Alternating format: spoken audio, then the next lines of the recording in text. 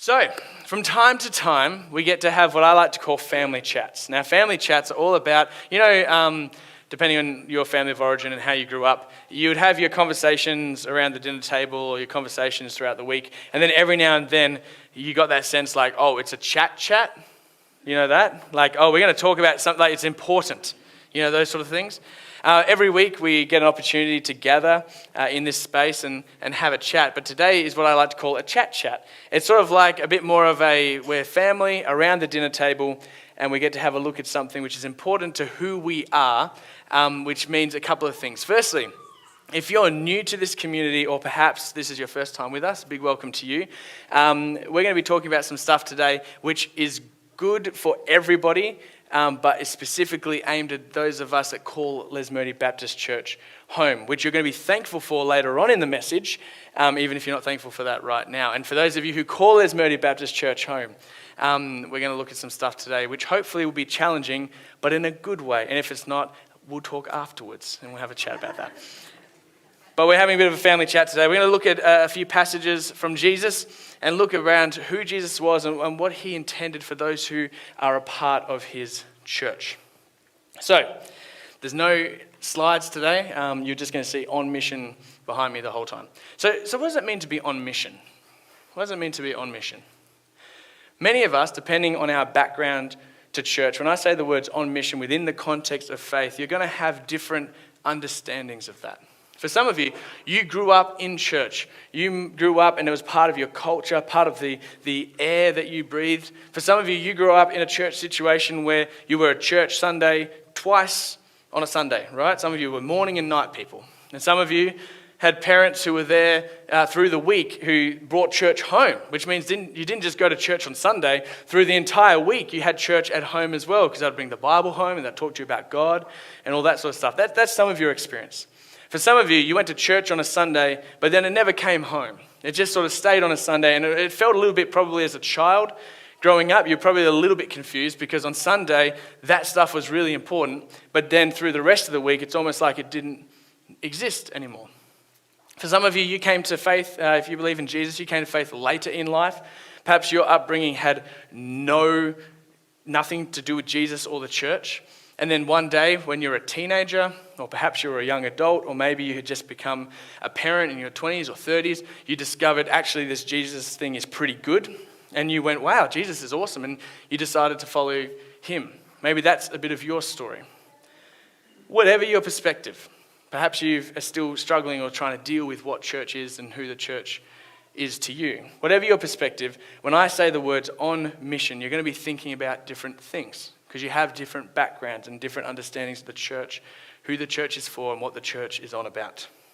So today we're going to have a look at what we mean when we say the words on mission here at Les Moody Baptist Church. And we're going to go to three parts of the Bible: Luke 19, Matthew 28, and John 13 today, to look at the importance that Jesus put on mission, but more importantly, how Jesus himself described mission. Because for some of us, we think the mission of the church is for them to get our money. For some of us, we think the mission of the church is that they just get lots of churches everywhere. For some of us, we think the mission of the church is that everyone thinks the same way, behaves the same way, and does everything the same. For some of us, the mission of the church is just an afterthought. If you have time to get to that stuff, awesome. But we're going to have a look at what Jesus did when he defined mission and how he gave it to us as a community, not just locally at LBC, but throughout the world, the Big C Church. So, let's have a look at these. Firstly, what was the purpose of Jesus? Have a think for a second. Now, you'll have something in your mind. So, when I say to you, when Jesus came to earth, why did he come to earth? What was his purpose? Now, some of you will go, to die, right? Because that's the thing we all know. We all know the cross. So, Jesus' purpose was to die. For some of you, you might be thinking, well, what was the purpose of Jesus? It was so that he could give us some great things to think about. He seemed really wise. He said a lot of cool stuff. Maybe Jesus' purpose was just to tell us how to think correctly or what to believe correctly. Did you know that Luke, the author of Luke, actually tells us why Jesus came? Because Jesus talked about it himself. If you've got your Bible, we're going to be in Luke 19, 1 to 10. I'm going to read it out for us now. This is the story that happens. Jesus entered Jericho and made his way through the town. There was a man named Zacchaeus. He was a chief tax collector in the region. He had become very rich.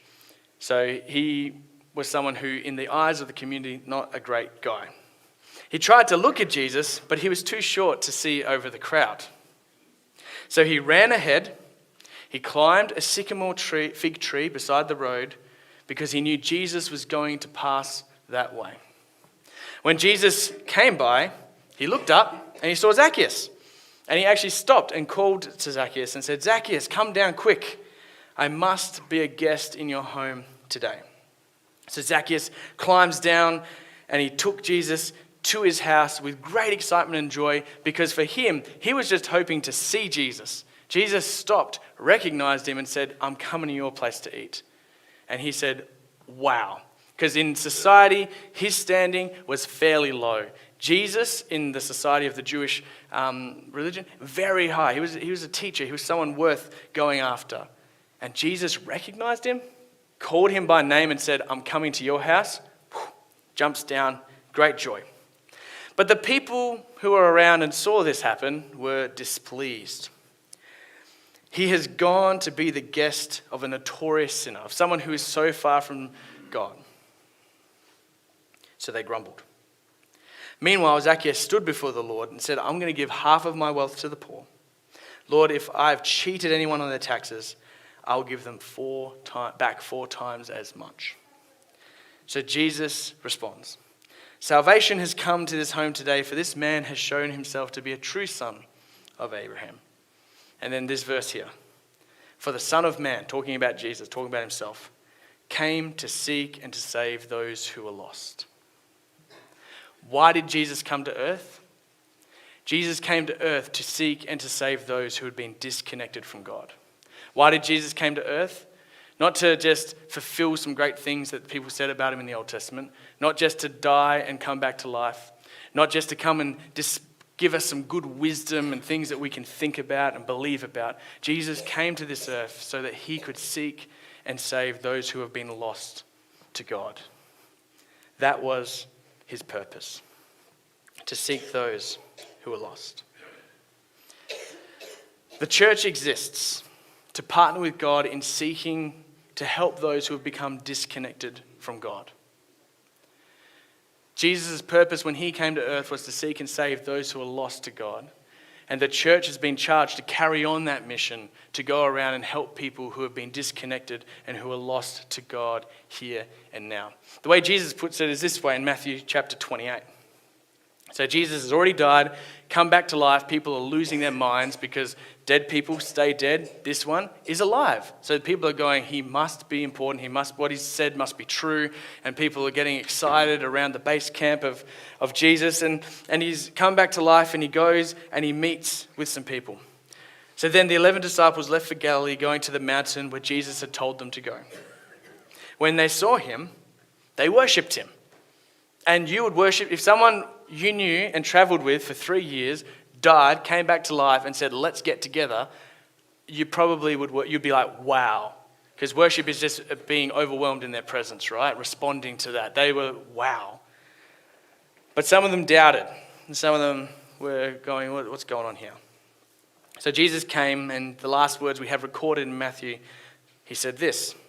He came and told his disciples, "I have been given all authority on heaven and in heaven and on earth." Which, for someone to predict and pull off their own death and resurrection, I agree with. That makes sense. He does have all authority in heaven and on earth. Therefore, because Jesus is saying it, he's saying, here's what I want you to do. Therefore, your job now is to go and make disciples of all nations, baptizing them in the name of the Father and of the Son and of the Holy Spirit. And teach these new disciples to obey all the commands that I have given you, and be sure of this: I'm with you even to the end of the age. So the purpose of Jesus, which he says in Luke, is to come and seek and save those who are lost, that which is lost to God. The mission, which he then says the church is now to go and take part is to go to the world and to take the message of Jesus to the world, to make disciples. Which means collectively, as people who believe in Jesus, our role is to partner with Jesus in his purpose and in his mission. And one of the ways we do that is by the way that we treat one another. So the command that he gave us, which we find in John 13, 34 to 35, is this. Jesus said, "So now I'm giving you a new commandment," which, just as an aside, is a pretty big deal. Like, people in that time who were following Jesus, they were tracking with him for the most part. He was someone who said good things, who healed, who fed people. I mean, the reason crowds came to Jesus, if you actually read through Matthew, Mark, Luke, and John, is because he fed them and looked after them. Free healthcare, free food. People. Then he started to ask them to do some stuff, and they went, whoa, where's that free healthcare and food ad? And I'm out of here. So Jesus was very, very popular. Very, very popular. People liked gathering around him. But when he said this statement, "I'm giving you a new commandment," those who were in the know went, that's different. So Moses, years and years ago in the Old Testament, Moses, he gave commandments from God to God's people. And people went, these are the commandments we live by. For Jesus to go and say, "I'm giving you a new commandment," is sort of like him saying, "I have authority to tell you what you should do." Now, rabbis did this in a way in which they would take commandments and rewrite them, or they would take some and elevate some of the commandments of Moses. But Jesus is pretty direct here. He's saying, "I'm going to give you a new commandment." So no, I'm not going to rework the things that were old. You guys are used to that. In fact, if he said, "A old commandment I have for you that you should focus on," people would have been totally chill at this point. That would have been fine. But Jesus came and said, I'm going to give you a new commandment. I have that authority. I can do that. And his commandment is this: love each other. Just as I've loved you, you should love each other. Your love for one another will prove to the world that you are my disciples. So for those of us that are part of the Jesus movement, for those of us who have him as the center of our world, for those of us who follow Jesus, we know his purpose. He came to seek and save that which is lost. We know his mission. The church is to go and make disciples of those in our world, of those who are lost to God. And finally, he gave us a command. As we're doing that, as we're on purpose and on mission, we do it in a way where we love one another. And he's saying love within the church. He's saying love within those who follow. He's saying people will look at your community. Of those of you that say that you follow me, they're going to look at you and they're going to see the way you treat one another, the way you talk about one another, the way you give to one another, the way you're gracious to one another, the way you forgive one another. There are over 60 one another's that we have in the New Testament. The way that you one another each other. That is going to be what tells the world that I'm worth following. Because when the world looks in and sees people who say that they have Jesus at the center of their community, and they see discord, disunity, they see fighting, they see gossip, they see slander, they look at that and they go, that's not what I think that should look like. And people actively resist that type of community. You may have grown up in a church community where you went, I don't even want to be a part of this community because love is not the marker of this community. They're more concerned about getting it right than caring about the people they're with. They're more concerned about being on top than actually serving those who are around them. So purpose, mission, and command. Collectively, the church is to act as the body of Jesus, which means that we all get to share in his purpose and in his personality. So his purpose, Luke 19:10, Jesus came to seek and save those which are lost. But also we get to act as the body of Jesus. We get to be his personality to our world around us. And here's where I may lose a couple of you, but hopefully you see where this is coming from. People who were nothing like Jesus, they liked Jesus. You follow through Matthew, Mark, Luke, and John. The people who seem to have the biggest issue with Jesus seem to be the people within the religious establishment. The people who were called sinners and tax collectors, those who society said, we don't want anything to do with you. They seem to enjoy being around Jesus. And not only that, Jesus seemed to enjoy being around them. Zacchaeus, come on, let's go to your house and have some food, mate. The people were looking going, that's not who we associate with. And Jesus said, well, that's the point. I didn't come to associate with people who are already found. I came to seek and save those which are lost. And if I'm not with those that are lost, then how can I seek and save them? So we get to be the personality of Jesus. We get to be a church, and we get to be part of churches that the world look at and that they want to be a part of because of the way we love each other, the way we treat each other, the way we look after each other. So here's a couple of examples to concrete this in so you see where this is coming from. I like how you mentioned the Olympics, Ruth. Before the Olympics, something happened. Before a ball was bowled, something happened. And on my Facebook feed, it went up. Did anyone watch the opening ceremony? Some people did. And some people responded quite heavily to the opening ceremony. If you're unaware, basically, you go catch up on it later. They took some imagery of the Last Supper and they used it in the opening ceremony, and the Christian community went in response. Very interesting to me. Very interesting to me.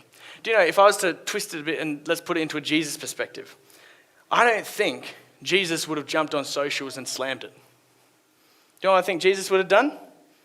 Jesus is in our modern society, so he can use a phone. All right, is that cool with everyone? We can use our imagination on this. The Olympics happen.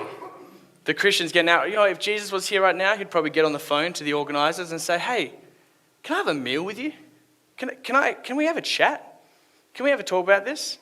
It seems like the Christian community have just gone whoosh and gone, let's just go for this, which I love the Olympics because it's about sport. It seemed like it got an even bigger audience because of the thing that's not about sport. But I don't think Jesus would have gone on his socials and blasted them. I think he would have come alongside and said, "Hey, can we have a conversation? Can I hear a bit of your story? Can we have a chat about this?" I don't think it would have fazed him in that way. I think he would have gone and wanted to have a talk to them. All right, we're going to go deeper here. Do you know how I think Jesus would respond to people who are part of the LGBTQI community? I don't think he would go along and talk to his friends badly about them. Now, it got quiet. All right, cool. Nervous laughter now. I believe that anyone who stands in a way that we don't think that they should behave, or people do things that we don't expect that they should do. Whenever I think of what would Jesus do in that situation, do you know what I honestly believe? He would want to get to know them. Zacchaeus, come, let me eat at your house. We look at that and go, oh, the tax collectors. Let's put it into our modern context. Hey, person who is against the church, you're part of the LGBT community and you think the church is against you. Jesus is going to rock up and he wants to come and have a meal with you. He wants to come and eat food with you. He wants to get to know you. Because he doesn't care about your beliefs and he doesn't care about what you think. He's not concerned with that's going to be a barrier to him wanting to relate to you. He wants to come and eat and be with you. Now, what happens after that? Who knows? But I know that as the representative of Jesus' body, who have his purpose and his personality, I can guarantee you, as a church and as a church community at large, the last thing Jesus would be doing is trying to alienate or go against these sort of people. No, he would be wanting to reach out and build bridges and love the people in our world. Those who are against church, who are for whatever the situation, those who are part of whichever community, who have whatever perspective. The last thing Jesus would be doing is trying to burn a bridge and go like that. He would be wanting to have a meal and build that bridge and say, I came so that I could connect with the people who feel that they are disconnected from their Heavenly Father. And let's go one deeper. What's deeper than that? There are people on both sides at the moment when it comes to Israel and Palestine. Now, I don't talk about this stuff from the front very often. Family chat. Let's have a chat about this for a second. Some people are very, very pro-Israel and believe that the Palestinians are trying to bring them down. Some people are very, very pro-Palestine and anti-Israel because they're killing lots of people. Here's what I believe Jesus' response is in that situation. Can I come around and eat some food with you? Can I hear your story? Whether you are for or against, on this side or that side. Jesus doesn't come down and say yes and no. Jesus comes down and says, hang on a second. Can we get to know each other a little bit first? Do you know why Jesus slowed down and he had food with people? because he wanted to get to know them in a social setting. It's because he wanted to be part of the hospitality, because he wanted to be part of their world and get to know them. And the people inside the church saw Jesus go and sit down with people outside the church, and they said, wrong, bad, awful, not what we do. And 2,000 years later, you think we would have learnt by now, but for some reason the church struggles to learn this. But we look at people who engage people who we don't think that they should, and we look at that and we say, wrong, bad, awful. But if Jesus was alive today, in his physical body, he would not be having a lot of social posts. He would not be having a lot of gossip sessions with his friends. He would not be having a lot of rallies with his mates. He would be going along person to person. Come and eat with me. Come and sit with me. Come and be with me. Jesus was less concerned with winning an argument. He was here to win people who were lost to God. And the quickest way to make sure that they never come into church is to create a barrier between the God who created them and where they are at. And so Jesus came in and started to build that bridge and started to extend his love and his grace. And then he took that and said, I've got to go now. And he gave it to the church and said, now it's your turn. And sometimes we've done well. Anti-slavery, bam. Anti-apartheid, bam. Rights for women and children, yes. The church, hospitals, yeah. But other times, the church has done really poorly. And we haven't lived up to the purpose, the mission, and the command of Jesus. We've either created discord within our own ranks. Some of you guys have left past churches with hurt and abandoned situations there, which wasn't right. Some of you have done things within this church which have created things that are issues between one another. For some of us, we've created issues between us and the world because we want to be right and correct, and if we don't have the right doctrine, we're not going to be okay. And Jesus is like, whoa, whoa, whoa, whoa, whoa, whoa. I'm less concerned about what you believe right up here and how you actually carry the love of Jesus to the community. Jesus did not come and seek those who are found to make them comfortable in a situation. He came to seek and save those which are lost to God.